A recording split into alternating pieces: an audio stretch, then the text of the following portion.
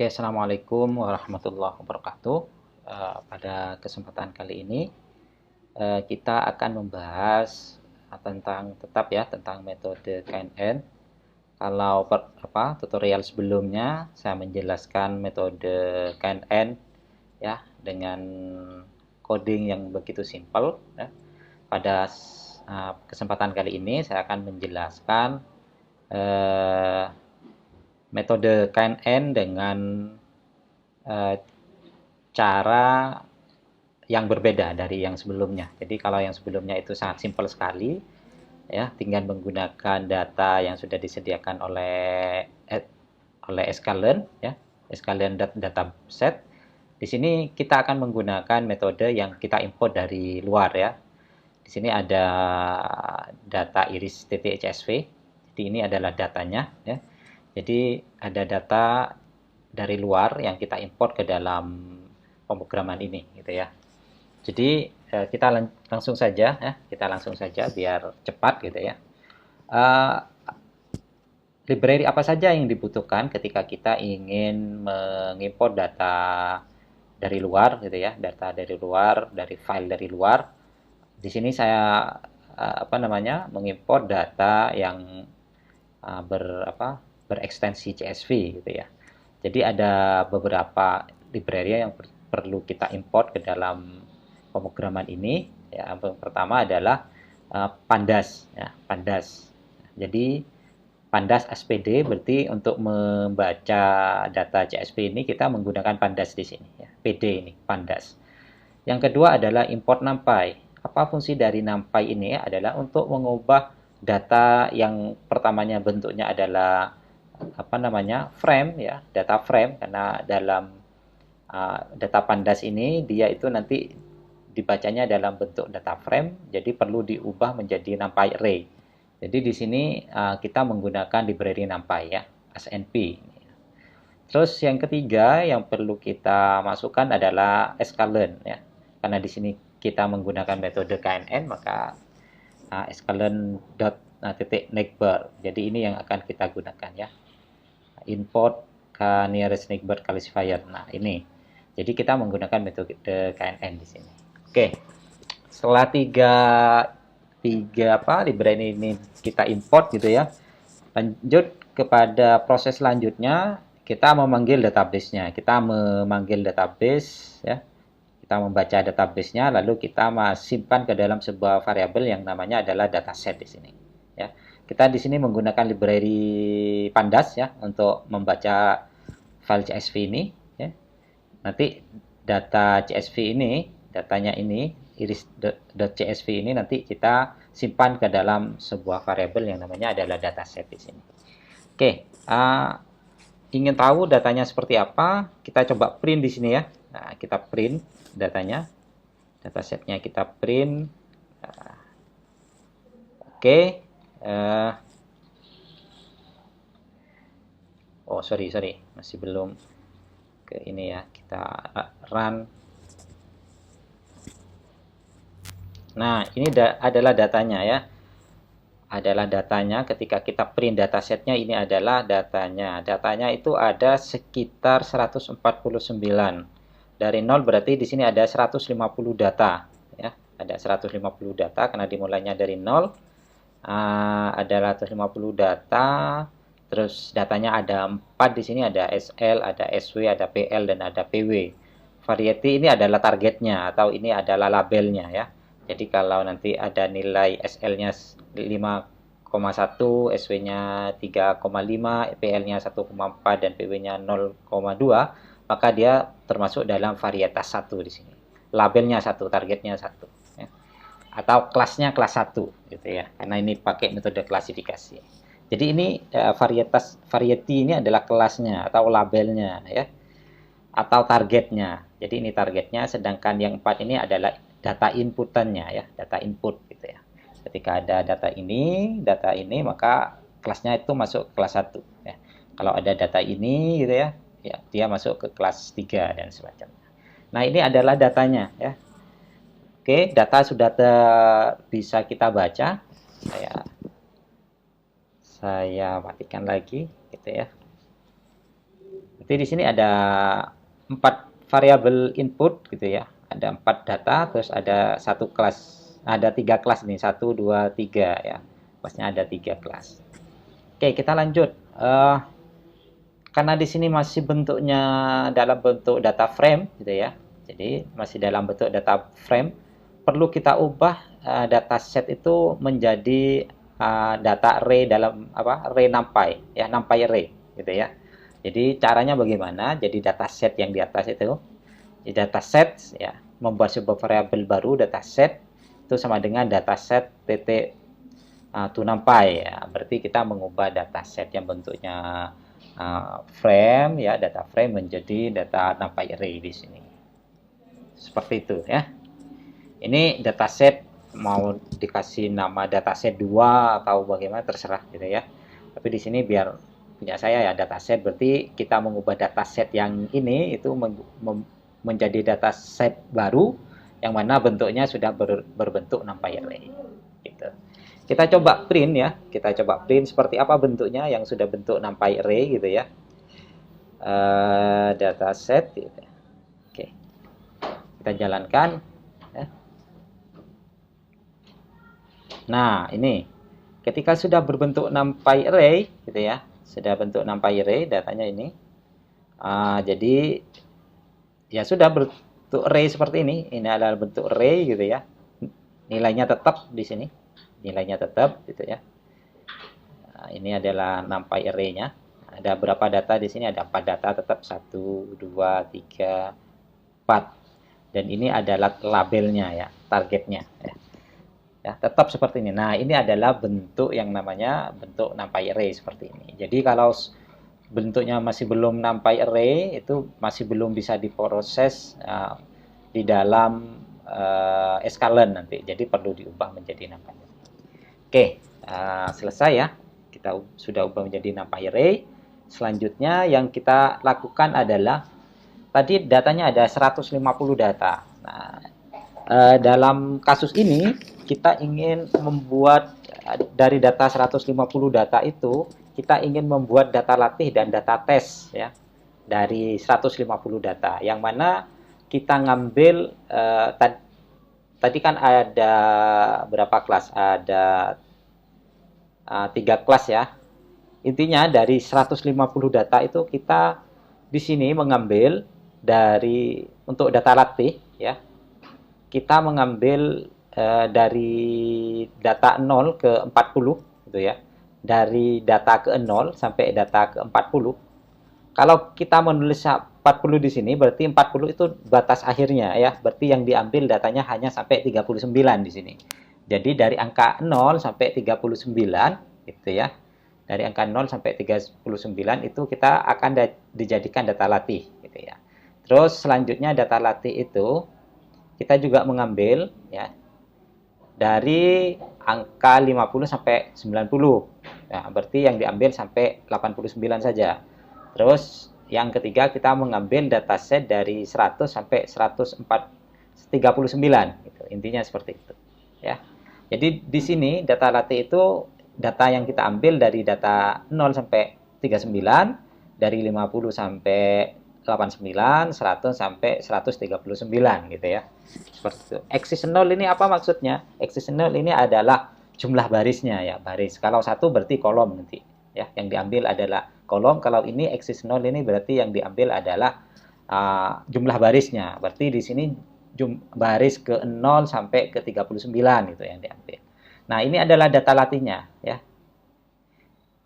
NP concatenate ini maksudnya memisahkan ya, memisahkan data yang jadi satu seperti ini dipisah ya, dipisah menjadi 2 data dengan aturan ini gitu.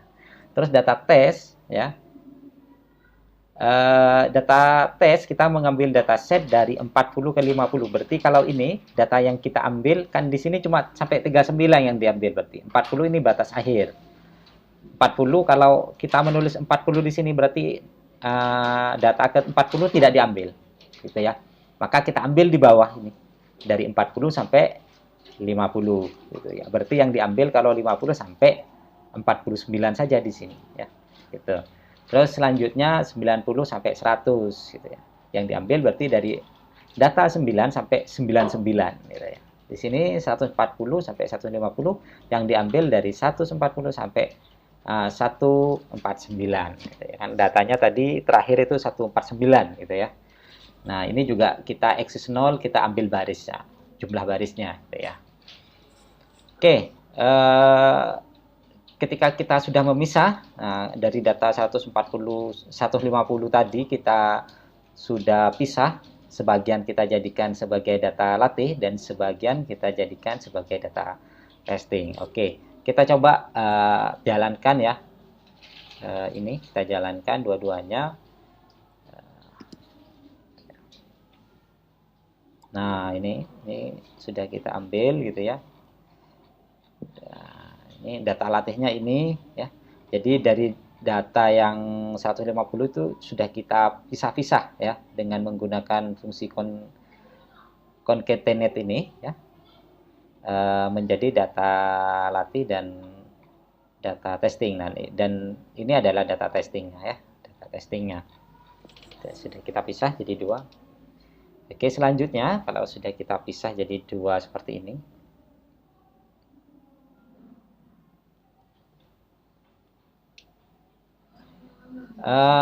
selanjutnya setelah sudah kita memiliki data latih dan data testing, selanjutnya kita memisahkan. Ini kan datanya ini masih belum dipisah ya. Ini ada fiturnya ya, ada datanya, terus ini ada targetnya. Satu ke bawah ini kan target atau label atau outputnya ya. Targetnya atau kelasnya itu ya. Ini perlu kita ubah. Nah, kita pisahkan antara input latih atau data latih ini dengan labelnya, dengan targetnya. Gitu ya. Dengan targetnya. Jadi di sini datanya ini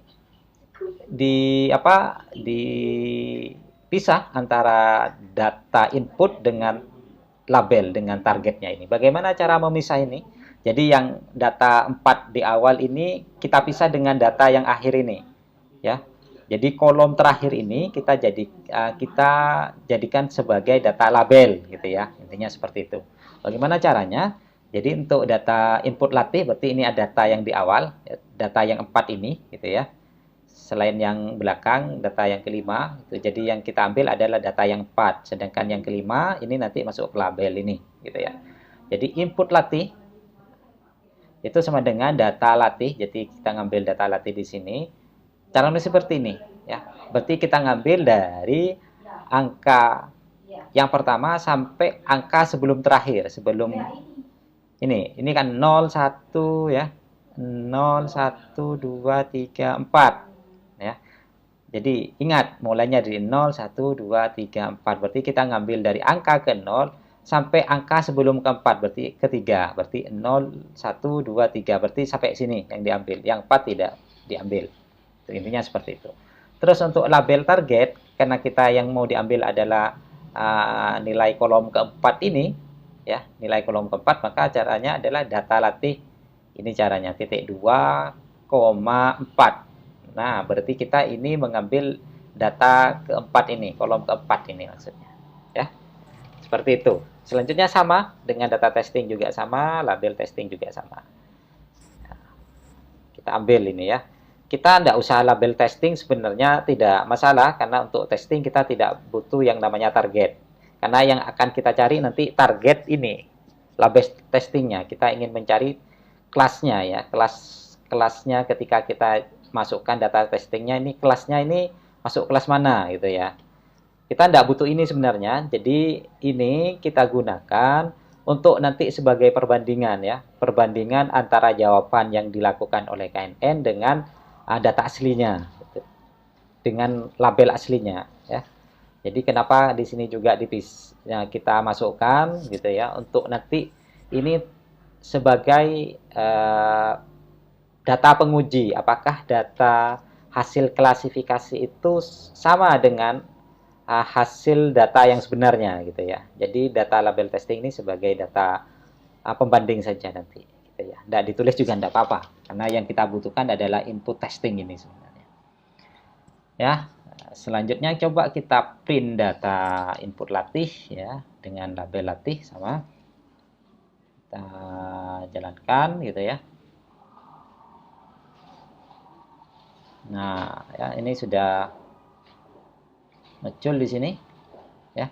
Ini adalah input latihnya yang di atas gitu.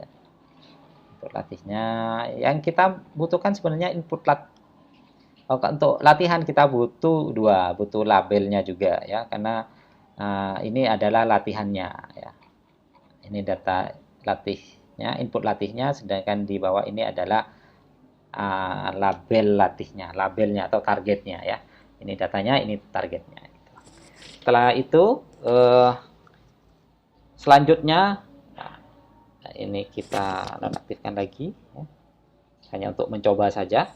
Selanjutnya kita memanggil pemodelannya ya. Kita memodelkannya. Ya, kita memanggil modelnya ya yang sudah kita import di atas, kita panggil lagi di bawah. Di sini yaitu caranya adalah KNN Knigbert classifier ya. Caranya seperti ini. Yang di dalam ini biarpun tidak ditulis tidak apa-apa ya. Berarti kalau tidak ditulis default saja.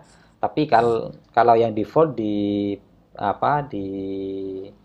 tutorial sebelumnya sudah pernah diajari yang default seperti apa. Sekarang kita coba untuk menginisialisasi memberi batasan tentang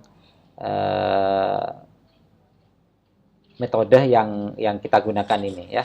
Jadi di sini Knigbert-nya itu ada 3, terus wake-nya metode untuk menghitung Knigbert-nya ini ya, Knigbert-nya ini dia pakai distance. Ini dia pakai Euclidean distance ya, Euclidean distance untuk menghitung tetangga dengan tetangganya gitu ya. Oke, setelah kita lakukan pemodelan, selanjutnya kita lakukan yang namanya training ya. Lakukan training, lakukan latihan gitu ya, melatih metode KNN itu sehingga dia nanti bisa memprediksi gitu ya. Ya, intinya seperti itu. Jadi kita lakukan training dulu. Jadi untuk fungsi yang digunakan untuk mentraining ya ini KNN sama dengan KNN, berarti KNN ini adalah KNN yang ini. Titik fit, berarti fit ini adalah mencocokkan gitu ya. Nah, mentraining gitu ya. Input latih dan label latih. Nah, kita mencocokkan, mentraining antara input latih dan label latih gitu ya. Ini dengan ini kita training gitu ya. Contohnya kita masukkan data ini ketika ada data 6,9, 3,1, 5,4, 2,1, maka jawabannya adalah 3 gitu. Ini trainingnya. Jadi KNN ini diajari ketika ada data 6.0, 3.0, 4.8, 1.8, maka dia itu masuk ke kelas 3 gitu. Seperti itu. Jadi diajari seperti itu. Nah, setelah kita melakukan latihan, ketika kita sudah mentraining data mentraining metode itu, selanjutnya kita lakukan predik ya. Jadi hasil ini adalah hasil dari prediksi ya. Dimana untuk itu source code-nya adalah knn.predict input testing ya. Ya, jadi kita masukkan data input testingnya ya, input testing yang ini. Ya, input testing kita masukkan ke dalam data ini. Input testing kan kita ingin mencoba seberapa akurat pelatihan yang sudah dilakukan. Oke ya, seperti itu. Input testingnya ada berapa? Kita cek di sini ya, input testing. Ya. Nah, kita input testing. Kita print input testingnya.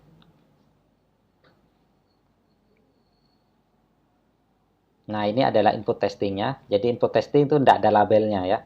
Yang kita cari adalah labelnya 1, 1, 1, 2, 2, 3, 3. Itu yang akan kita cari ya. Ini adalah data input testingnya saja ya, atau datanya saja yang kita masukkan, data testingnya saja. Yang kita cari apa? Labelnya atau targetnya. Ya, seperti itu. Ya, oke. Setelah itu kita nonaktifkan lagi. Setelah kita lakukan predik ini, baru kita akan tahu di sini, ya. Nah, kita print di sini target sebenarnya, ya. Targetnya ini target sebenarnya, berarti kita mengambil data dari label testing ini. Jadi fungsi dari label testing ini sebenarnya untuk ini saja, sebagai pembanding di sini, ya. Ini adalah target sebenarnya. Target sebenarnya berarti ini, gitu ya.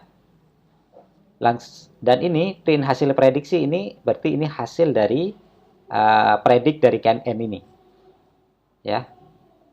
Prediknya itu masuk kelas 1, target 2, kelas 1, kelas 2 atau kelas 3 gitu ya. Seperti itu. Sedangkan ini adalah label sebenarnya, ya. Target sebenarnya, target yang memang sudah ada di sini, ya. Sedangkan hasil ini adalah target yang dihasilkan oleh KNN gitu ya. Atau label testing ini adalah kelas yang sebenarnya, sedangkan hasil ini adalah kelas, ya, kelas yang dihasilkan oleh KNN. Nah, seperti itu. Kita jalankan, kita coba jalankan di sini. Nah, ya, ini target sebenarnya 1111 yang diambil dari ini, dari label testing ini. Terus yang ini hasil prediksi 111, 222, 3333. Nah, ini hasilnya. Sama ya hasilnya ya. Untuk kasus ini sama, mungkin dalam kasus lain akan tidak sama. Seperti itu ya. Selanjutnya kita lakukan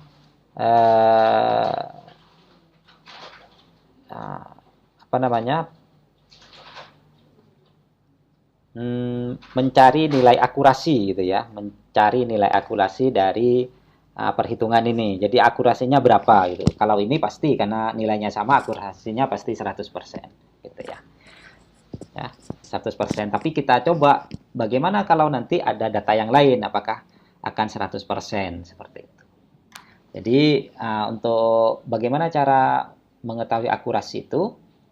Jadi pertama yang kita lakukan adalah prediksi benar, ya, sama dengan hasil ketika hasil itu sama dengan label testing. Ya. Ketika akan bernilai prediksi benar gitu ya. Ketika hasil itu sama dengan label testing. Akan bernilai salah prediksinya ketika hasil yang dihasilkan itu tidak sama dengan label testing. Intinya seperti itu ya. Jadi pertama kita lakukan adalah ini ya. Jadi dijumlahkan nanti ya hasilnya ini, terus ini juga dijumlahkan gitu ya. Jumlahkan. Nah, kita coba print dulu. Kita coba print dulu. Nah, ini. Jadi kita pertama menjumlahkan ya, menjumlahkan hasil prediksi benarnya ya. Yang sama gitu. Hasil yang sama dengan label testing itu berapa gitu ya. Kita jumlahkan, kalau sama kita jumlahkan, kalau tidak sama kita jumlahkan. Contohnya 1 sama berarti dijumlahkan 1. Yang tidak sama juga kita jumlahkan gitu. Yang tidak sama itu akan masuk dalam penjumlahan yang salah, yang benar itu yang sama akan masuk ke penjumlahan yang benar. Kita masukkan di sini, oh ternyata prediksi yang benar itu 30. Sedangkan prediksi yang salah 0. Nah, berarti pasti nilainya adalah 100% benar. Nah, bagaimana cara menghitung akurasinya? Untuk menghitung akurasi adalah prediksi benar dibagi dengan dalam kurung prediksi benar ditambah prediksi kalah dikali 100. Nah, ini ada rumusnya. Ketika kita jalankan, kita coba jalankan di sini. Nah, hasilnya adalah akurasinya adalah 100% karena prediksinya sama antara target yang sebenarnya dengan hasil prediksi, yaitu sebanyak 30 data. Sedangkan prediksi yang salah 0 data. Nah, seperti itu ya. Ini ketika data testingnya itu banyak. Di sini ada 30 data testing. Nah, seperti itu. Kalau yang tutorial kemarin kita akan cuma menginput satu data testing saja. Nah, sekarang kita menginput data testingnya itu banyak gitu ya. Jadi ini adalah program yang bisa kalian gunakan ketika data testingnya itu banyak gitu ya. Tinggal seperti ini saja. Mungkin kalian akan mengubah di sini saja. Kalau datanya ada 1000 gitu ya, mana yang akan dijadikan sebagai data latih dan mana yang akan dijadikan sebagai data testing, maka kalian akan bermain-main di sini, gitu ya. Kalau di sini tetap ya. Kalau di sini juga akan berubah ya sesuai dengan banyaknya data. Kalau datanya ada 10, berarti di sini ada sampai 10 gitu ya. Targetnya juga akan berubah gitu ya. Targetnya itu ada di kolom berapa gitu ya. Kalau ada di kolom 10 ya nanti di sini berubah 10. Gitu ya. Mungkin ini apa namanya yang dapat saya sampaikan pada pembelajaran kali ini. Semoga bermanfaat. Assalamualaikum warahmatullahi wabarakatuh.